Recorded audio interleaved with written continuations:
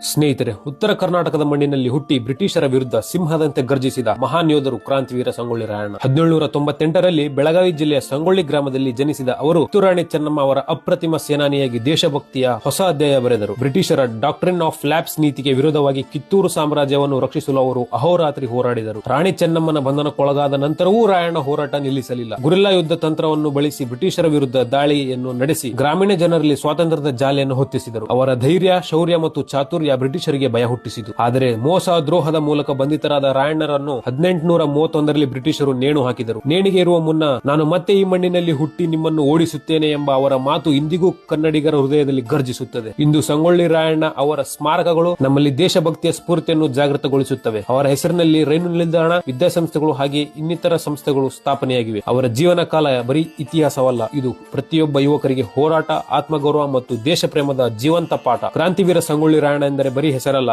ಅದು ಧೈರ್ಯ, ನಿಷ್ಠೆಯ ರೂಪ ಮತ್ತು ಸ್ವಾತಂತ್ರ್ಯ ಪ್ರತೀಕ. ಇದೇ ರೀತಿಯಾಗಿ ಉಪಯುಕ್ತ ಮಾಹಿತಿಗಳಿಗೆ ನನ್ನ ಪ್ರದೀಪ್ ಎಚ್.ಕೆ ಕನ್ನಡಿಗ ಪೇಜ್ ನ ಫಾಲೋ ಮಾಡ್ಕೊಳ್ಳಿ. ಮತ್ತೆ ಮುಂದಿನ ವಿಡಿಯೋದಲ್ಲಿ ಸಿಗ್ತೀನಿ. ಜೈ ಹಿಂದ್, ಜೈ ಕರ್ನಾಟಕ, ಜೈ ಭಾರತ್.